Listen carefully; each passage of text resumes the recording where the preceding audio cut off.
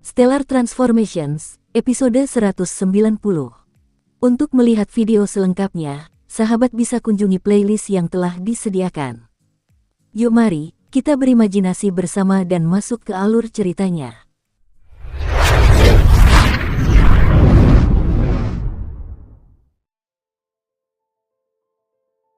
Senior, targetnya, Yan Gao, adalah pendekar pedang emas tingkat 6 dan juga patriark besar klan Yan Bulan Ember. Selain dia, orang lain dari klan Yan tidak layak disebut. Tapi, waspadai satu hal, senior. Yan Gao ini adalah bagian dari sekolah pedang giok, kata Liu Minghan yang tampak setengah baya. Sekolah pedang giok, dewa pedang emas Lan Feng mengerutkan kening dan menyipitkan matanya. Apa itu, sekte pedang giok? Saat Dewa Agung itu berbicara, Qin Yu langsung merasa kesal pada para tetua, karena sebelumnya mereka tidak pernah menyebutkan hal seperti itu. Ya, senior, lanjut Minghan, sekolah pedang giok hanyalah faksi kecil di alam abadi, tetapi pemimpin sekolah itu bukanlah sosok biasa. Dia adalah pendekar pedang mistik tingkat 1. Seorang dewa mistik tingkat 1. Wajah dewa pedang berubah muram dan Qin Yu mengumpat dalam hatinya. Seseorang harus tahu bahwa boneka pedang abadi miliknya hanyalah pedang abadi emas level 9 biasa, sedangkan yang lainnya adalah pedang abadi mistik level 1. Meskipun perbedaan level di antara keduanya hanya satu langkah kekuatan itu, dari pedang abadi emas level 9 ke pedang abadi mistik level 1, sangatlah besar. Kebanyakan orang tahu bahwa ada hambatan di setiap level pada tahap normal, emas, atau mistik, tetapi hambatan antar tahap jauh lebih tinggi daripada hambatan antar level di dalam satu tahap. Minghan buru-buru menambahkan, tapi, yakinlah, senior tidak akan menderita akibat apapun karena membunuh Yan Gao, yang tidak terlalu dipedulikan oleh master sekolah pedang giok. Selain itu, tidak akan ada yang tahu, ini bisa saya jamin dan sumpahkan demi nama surga. Bahkan dia sendiri bisa tahu bahwa senior, yang merupakan immortal emas kelas atas, akan ragu untuk bertindak melawan immortal mistik tingkat 1. Oh, begitukah? Lan Feng melirik Minghan dengan tatapan dingin, dan dengan suara yang sama dinginnya, ia berkata, apakah masih ada yang perlu dikatakan? Aku sarankan kau menjelaskan semuanya kepadaku dengan sangat jelas, jika tidak, jika terjadi malapetaka, aku tidak akan tinggal diam. Saat itu, kau sebaiknya berhati-hati agar aku tidak langsung memusnahkan keluargamu dari muka bumi. Minghan gemetar tanpa sadar saat tatapan dingin menyapu tubuhnya. Dia merasa, dia bisa saja mati lemas karena aura mengancam itu. Lagi pula, senior itu bisa dengan mudah membunuh seorang immortal pedang emas tingkat 6, jadi membasmi keluarga Liu semudah membalikkan tangannya. Pemimpin klan yang selama ini diam, tiba-tiba berbicara, aku baru ingat satu hal lagi. Aku ingat pernah mendengar tentang penguasa Yu dari alam abadi yang memerintah 18 kaisar dan 36 penguasa, dan dari 36 penguasa itu, guru dari sekolah pedang giok konon adalah salah satunya. Qin Yu terkejut mendengar sebutan, Yang Mulia Yu, begitu cepat. Setelah tinggal di alam immortal begitu lama, dia akhirnya mengetahui beberapa pilar kekuatan di bawah Yang Mulia Yu. Pikirannya terputus oleh teriakan marah, keponakan prajurit. Apa yang terjadi di sini? Bagaimana semua ini bisa berujung pada Raja Yu sekarang? Senyum Lan Feng sebelumnya telah hilang, hanya cemberut gelap yang tersisa. Qin Yu tersadar dari kepanikannya, dan segera membungkuk. Paman Marinir, izinkan saya untuk menanyakan hal ini. Tatapannya menjadi dingin dan tertuju pada kedua tetua, Minghan dan pemimpin klan Liu. Para tetua, sekarang bukan waktunya untuk bertele-tele. Sebaiknya kalian jangan menyembunyikan informasi apapun lagi tentang masalah ini. Meskipun dia tidak berteriak, tetapi setiap kata diucapkan dengan ekspresi serius di wajahnya. Minghan dapat merasakan kemarahan yang terpancar dari Qin Yu dan pendekar pedang abadi di atasnya. Tiba-tiba, seolah disambar petir, dia dengan cepat menjawab untuk meredam amarah yang lain. Para tamu yang terhormat, Yang Mulia Kaisar Yu adalah tokoh tertinggi di alam abadi. Di bawahnya terdapat 18 kaisar dan 36 penguasa, yang semuanya adalah ahli tingkat mistik abadi. Guru sekolah pedang giok adalah salah satu dari 36 penguasa, tetapi bagaimana mungkin Yang Mulia Kaisar Yu repot-repot dengan hal-hal sepele di sini? Yang Mulia tidak peduli dengan hal-hal kecil di sini, jadi mohon tenanglah, para tamu yang terhormat. Tuan Liu, Saya agak penasaran tentang Yang Mulia Yu ini, bisakah Anda menjelaskan hal ini kepada saya? Kata Qin Yu tiba-tiba. Mendengar itu, ekspresi wajah Ming Han tampak agak tercengang. Selama seseorang adalah seorang abadi, bagaimana mungkin tidak mengenal Sovereign Yu? Dia menduga bahwa Qin Yu telah menjalani pelatihan tertutup di tempat terpencil sejak kecil, bahwa orang itu tidak banyak tahu tentang dunia luar. Meskipun demikian, Qin Yu telah mengajukan pertanyaan, jadi dia memberikan jawaban yang jujur. Alam abadi memiliki sekitar 20 wilayah bintang, di antaranya terdapat 3 tokoh tertinggi yaitu Kaisar Yu, Kaisar Xuan, dan Kaisar Qing. Tetapi pengaruh gabungan mereka tidak mencakup kurang dari setengah dari seluruh alam abadi. Ming Han tersenyum. Alam abadi memiliki sejumlah kaisar mistik, masing-masing menduduki wilayah dengan pengaruhnya sendiri. Meskipun lingkup pengaruh individu mereka lebih kecil daripada 3 tokoh tertinggi alam abadi seperti Kaisar Yu dan yang lainnya, pengaruh gabungan mereka mencakup sebagian besar alam abadi. Qin Yu mengangguk pada dirinya sendiri, akhirnya dia bisa melihat gambaran itu sedikit lebih jelas. Tampaknya alam abadi ini cukup kacau. Bahkan 3 tokoh abadi tertinggi hanya mampu menyebarkan pengaruh mereka ke sebagian kecil dari keseluruhan wilayah. Tetua itu belum selesai. Sebagai contoh, gugusan bintang Teluk Indigo ini juga cukup kacau, karena galaksi aliran perak dimiliki oleh banyak kekuatan. Kekuatan-kekuatan ini termasuk penguasa Yu, Kaisar Qing, Kaisar Xuan, Kaisar abadi lainnya, dan bahkan Kaisar Iblis. Benar-benar berantakan. Saat sang tetua berbicara, Qin Yu mendengarkan dengan tenang. Ia seperti orang buta yang tersesat dalam hal-hal yang berkaitan dengan alam abadi. Dengan pemikiran tersebut, Qin Yu menyela, kalau begitu, itu berarti penguasa Yu adalah yang terkuat dari 3 tokoh terkemuka di alam abadi. Ming Han menoleh dan menatap Qin Yu dengan sedikit terkejut. Tuan Qin, pernyataan ini tidak benar. Tampaknya memang benar bahwa Anda biasanya menjalani pelatihan tertutup. Anda tidak mengetahui berbagai hal paling sederhana di alam abadi. Qin Yu tidak tahu harus menjawab bagaimana, jadi dia hanya bergumam, ya, benar. Ming Han menghela napas dan berbicara dengan sedikit rasa hormat. Dalam hal kekuatan pribadi, penguasa Yu dan 2 lainnya mungkin termasuk dalam beberapa teratas, tetapi Anda tidak dapat mengatakan bahwa mereka adalah 3 orang terkuat. Di alam abadi dan alam kekal, ada banyak ahli. Banyak di antaranya tidak perlu repot-repot menduduki wilayah yang luas. Beberapa di antaranya mungkin adalah ahli super, yang kekuatannya sebanding dengan penguasa Yu dan 2 lainnya. Qin Yu takjub dengan pengungkapan itu. Dia mengerti bahwa sebagian orang suka dihormati seperti tokoh kekaisaran dan sebagian lagi suka hidup tanpa terikat, tanpa ikatan, dan dengan kebebasan. Kaisar Yu dan ketiga rekannya hanya dianggap, secara lahiriah, sebagai 3 orang yang paling berkuasa karena perebutan kekuasaan di antara mereka terlihat jelas. Sementara, dalam hal kekuatan pribadi, hanya sedikit yang dapat menandingi Kaisar Yu dan 2 kaisar lainnya. Ming Han menghela napas lagi. Aku masih ingat dulu ketika Kaisar Ni yang memimpin kampanyenya melintasi alam abadi, penguasa Yu dan 2 orang lainnya bersekutu di pihak lawan, namun, sayangnya, Kaisar Ni yang menghilang sejak saat itu. Qin Yu tersenyum dalam hati. Tidak banyak orang yang tahu tentang kematian Kaisar Niyang. Kaisar Niyang memang sangat kuat. Konon, kekuatannya mampu menekan penguasa Yu dan sejenisnya, namun, ia pernah dikalahkan sekali, hanya sekali. Pertempuran gemilang itu mengguncang pilar-pilar eksistensi di seluruh alam abadi.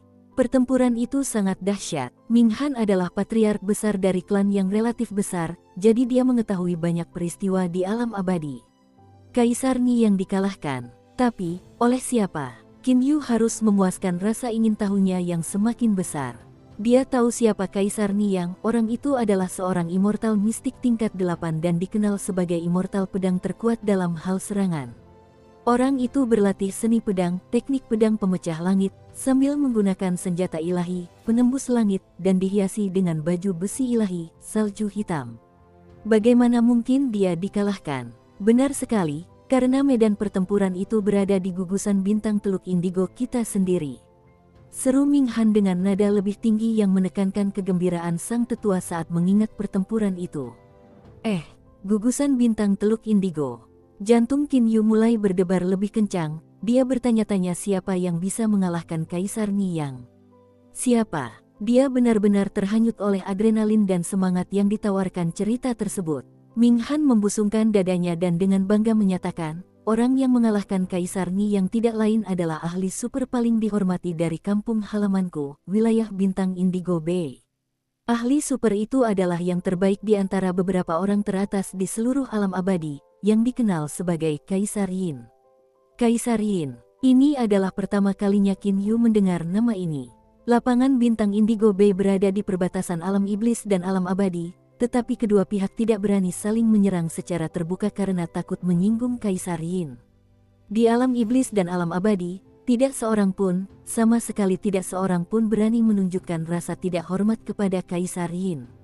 Ming Han menegur, Qin Yu merasa bahwa Kaisar Yin ini adalah kekuatan penangkal ketiga. Dengan kehadiran Kaisar Yin, gugusan bintang Indigo Bay tidak akan jatuh ke dalam kekacauan. Kaisar Yin tidak peduli dengan perebutan kekuasaan, tetapi lebih memilih untuk tinggal di dunia asalnya. Sebuah planet dengan energi elemen yang sangat padat, yang dikenal sebagai planet Kaisar Yin.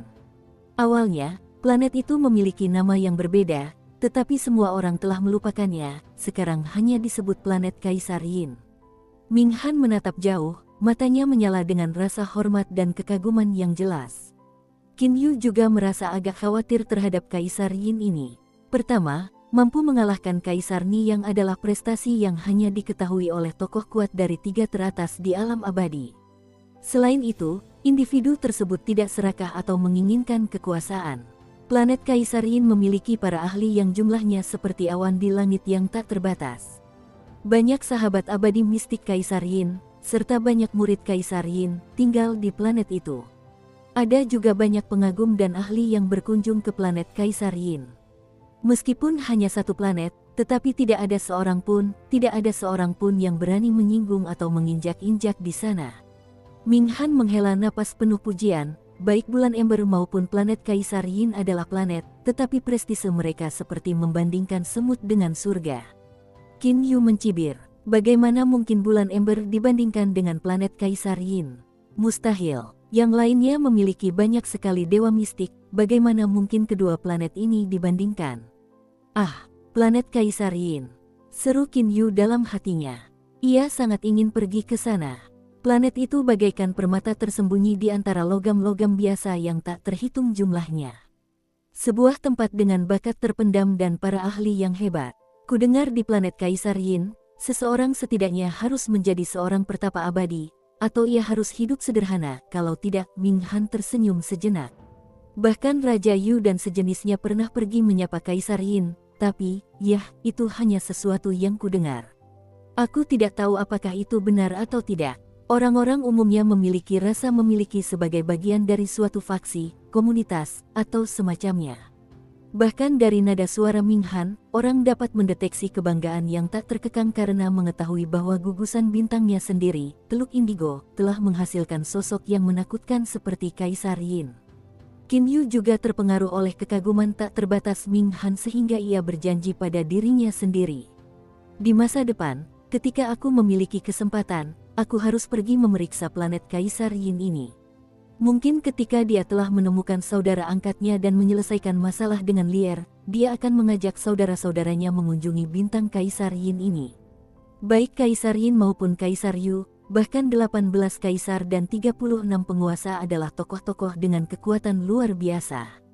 Mereka semua jauh di atas para immortal emas seperti kita. Namun, Ming Han menunjukkan senyum merendah. Tuan Qin, tahukah Anda berapa banyak immortal mistik yang ada di galaksi aliran perak kita? Dan, berapa banyak immortal emas yang ada? Qin Yu menggelengkan kepalanya tanda menyangkal. Aku tidak tahu. Di seluruh galaksi aliran perak, dari semua orang di dalamnya hanya ada satu immortal mistik, dan itu adalah Master aliran pedang giok. Di antara orang-orang yang tak terhitung jumlahnya itu, ada puluhan ribu immortal emas. Nah, tahukah Anda perbedaan antara immortal emas dan immortal mistik? Ming Han tertawa kecil. Bahkan Qin Yu yang pendiam pun terkejut dengan pengungkapan ini. Bagaimana dengan para immortal biasa? Para immortal biasa, Ming Han mengulangi dan berhenti sejenak. Di planet manapun yang memiliki kehidupan di alam immortal, akan ada ribuan, bahkan puluhan ribu immortal biasa. Jika itu seluruh alam immortal, immortal biasa jumlahnya tak terhitung. Anda bahkan tidak akan ingin menghitungnya. Begitulah banyaknya, sangat banyak, sehingga mereka seperti setetes air di lautan. Qin Yu juga menganalisis beberapa statistik dan menemukan bahwa angkanya sangat tinggi dan meningkat secara eksponensial. Nah, senior yang terhormat, Tuan Qin, apakah Anda sekarang tahu betapa tinggi dan unggulnya Kaisar Abadi? Jadi, bagaimana mungkin membunuh Yan Gao dari tahap abadi emas menjadi masalah bagi mistikus abadi dari guru aliran pedang giok? Ming Han kemudian tertawa kecil. Akhirnya, Lan Feng berbisik pelan, keponakan seperjuangan, kau yang harus memimpin para tamu keluar. Mengenai Yan Gao ini, aku akan segera menghabisi nyawanya. Baik, paman bela diri. Qin Yu membungkuk singkat lalu memimpin para tetua keluar dari kebun bambu. Selama perjalanan keluar, Ming Han meminta Qin Yu untuk membantu mempercepat penyelesaian tugas ini. Setelah keduanya akhirnya meninggalkan tempat itu, Qin Yu dan Lan Feng segera memasuki ruang kultivasi tertutup di dalam rumah besar tersebut. Di dalam ruang kultivasi tersembunyi, Qin Yu duduk bersila, sementara boneka pedang abadi miliknya, Lan Feng, berdiri di samping tanpa bergerak. Suo Yan dan Zhang Yuan berdiri di luar sebagai penjaga ruangan. Qin Yu segera memberi perintah, Suo Yan dan Zhang Yuan. Mulai sekarang, kalian harus berhati-hati saat menjaga bagian luar ruangan tersembunyi. Jika ada peristiwa penting, beritahu saya melalui komunikasi jiwa melalui pikiran kalian. Suo Yan dan Zhang Yuan membungkuk sebagai tanda terima kasih. Baik, guru. Sambil duduk, Qin Yu melihat ke dalam dirinya dengan mata batinnya dan segera memasuki air mata meteor yang menyatu dengan jiwanya. Segera setelah itu, kesadarannya terbang ke inti boneka pedang. Pemisahan jiwa itu adalah keterampilan yang membutuhkan pengguna setidaknya berada di tahap dongsu. Itu berarti jiwanya akan menyatu ke dalam Yuanying. Tingkat pemahaman Qin Yu tentang kedalaman jalur latihan telah memungkinkannya untuk menggunakan pemisahan jiwa dengan mudah, dan juga melihat sektor internalnya dengan mudah. Setelah terpisah dari tubuhnya, jiwanya dengan cepat memasuki bagian dalam boneka pedang abadi itu. Biasanya, dia membutuhkan pikiran atau tindakan dalam kesadarannya untuk mengendalikan setiap gerakan boneka pedang abadi.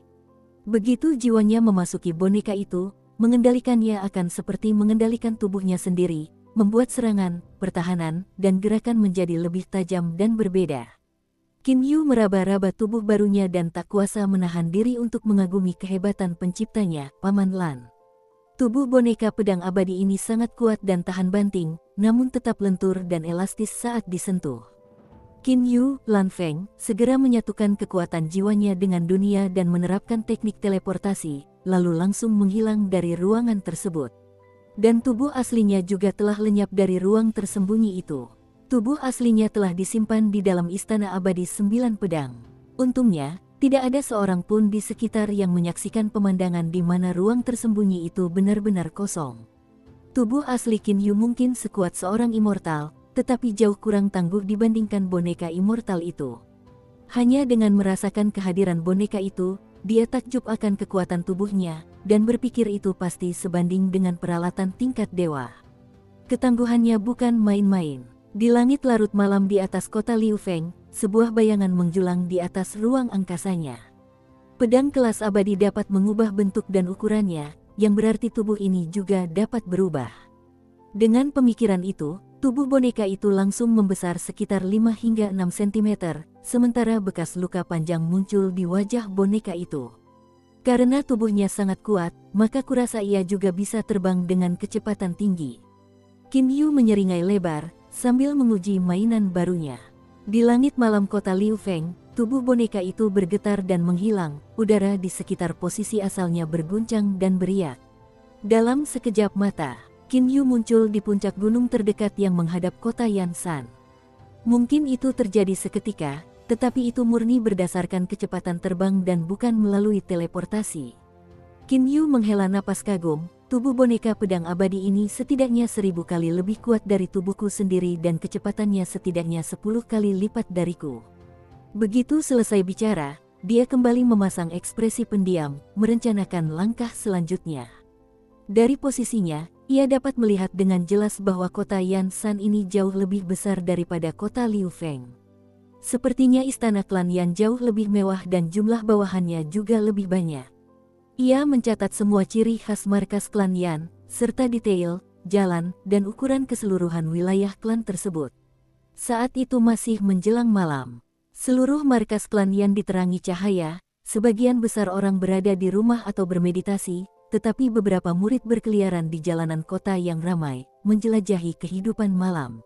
Pasangan penjaga berbaju zirah terus-menerus bergerak di sekitar wilayah klan, berpatroli tanpa menyadari apapun.